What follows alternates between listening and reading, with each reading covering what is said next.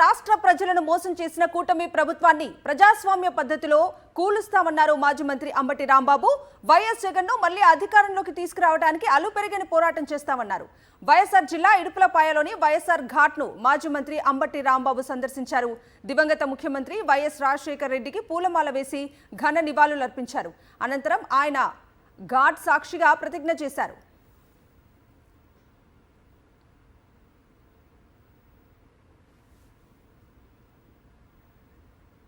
కుట్రలు, దాడులు, కేసులు, జైళ్లు ఎదురైనా వెనుకడుగు వేయబోమంటున్న అంబటితో మా ప్రతినిధి శ్రీనివాస్ ఫేస్ టు ఫేస్. రాష్ట్ర వ్యాప్తంగా వైఎస్ఆర్ కాంగ్రెస్ పార్టీ కార్యకర్తల మీద కేసులు, దాడులు, జైళ్లకు పంపిస్తున్న పరిస్థితి ఉంది. మాజీ మంత్రి అంబటి రాంబాబు గారిని కూడా జైలుకు పంపించారు. రాష్ట్ర వ్యాప్తంగా అనేకమైనటువంటి కేసులు పెట్టారు. వైఎస్ఆర్ జిల్లాలో ఉన్నటువంటి 2 కేసుల్లో అటెండ్ కావడానికి ఆయన ఈరోజు వైఎస్ఆర్ జిల్లా వచ్చినటువంటి పరిస్థితి. ఇప్పుడు ఇడుపులపాయ ఘాట్లో ఉన్నారు. వైఎస్ రాజశేఖర రెడ్డి సమాధి వద్ద ఆయన నివాళులర్పించిన అనంతరం ఒక ప్రతిజ్ఞ చేశారు. ఎట్టి పరిస్థితుల్లో కూడా అప్రజాస్వామికంగా వచ్చినటువంటి ఈ ప్రభుత్వాన్ని, ప్రజలను మోసం చేసి వచ్చినటువంటి ఈ ప్రభుత్వాన్ని కోలదోసి ప్రజాస్వామ్యబద్ధంగానే వైఎస్ జగన్మోహన్ రెడ్డిని ముఖ్యమంత్రిని చేసుకుంటామని చెప్పేసి కూడా స్పష్టంగా ఆయన ప్రతిజ్ఞ చేసినటువంటి పరిస్థితి ఉంది. మన దగ్గర అంబటి రాంబాబు గారు ఉన్నారు. ఎందుకు ఆ ప్రతిజ్ఞ చేయాల్సి వచ్చింది సార్? ఇవాళ రాష్ట్రంలో కూటమి ప్రభుత్వం వచ్చి 2 సంవత్సరాలు అవుతుంది. కూటమి ప్రభుత్వం వచ్చినటువంటి తీరు చాలా అన్యాయమైంది. అబద్ధపు, అసత్యపు, అలవిగాని అసాధ్యమైనటువంటి వాగ్దానాలు చేసి ప్రజలను మోసం చేసి ఓటు వేయించుకున్నారు. సరే, ఓటు వేయించుకున్నారని ఇంకా చాలా చాలా అవకతవకలు జరిగాయనేది కూడా బట్టబయలు అవుతున్న సందర్భం ఇది.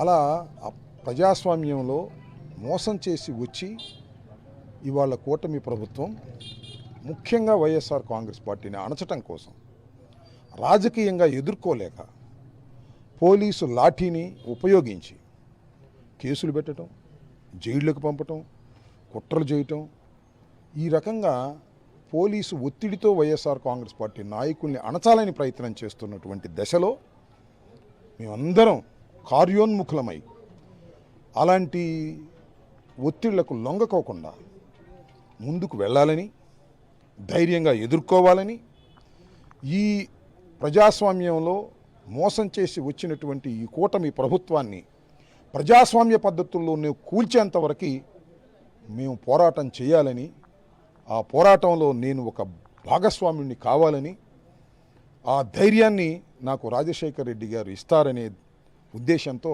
నేను ఇవాళ ప్రతిజ్ఞ చేశాను. నేను చేవెళ్లలో రాజశేఖర రెడ్డి గారు పాదయాత్ర ప్రారంభించినప్పుడు ఒక 2 రోజులు నడుద్దామని వెళ్ళా. కానీ ఆయన ఇచ్చిన ఉత్సాహం, ఆయన ఇచ్చిన ధైర్యం ఇడుపులపాయ నుంచి ఇచ్చాపురం వరకు నడిపించింది.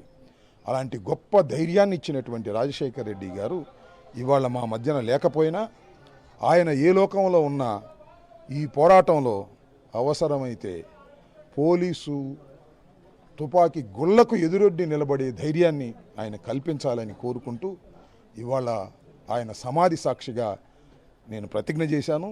ఈ ప్రతిజ్ఞ నేను చేసింది మాత్రమే కాదు, ఈ రాష్ట్రంలో వైఎస్ఆర్ కాంగ్రెస్ పార్టీ శ్రేణులన్నీ కూడా ఇదే ప్రతిజ్ఞతో ముందుకు వెళ్ళాలని, ఈ కూటమి ప్రభుత్వాన్ని ప్రజాస్వామ్య పద్ధతుల్లో కూల్చి జగన్మోహన్ రెడ్డి గారిని అధికారంలోకి తీసుకురావాలనే ఏకైక ఉద్దేశంతో, పట్టుదలతో మేము ముందుకు కదలాలని కోరుకుంటున్నాను.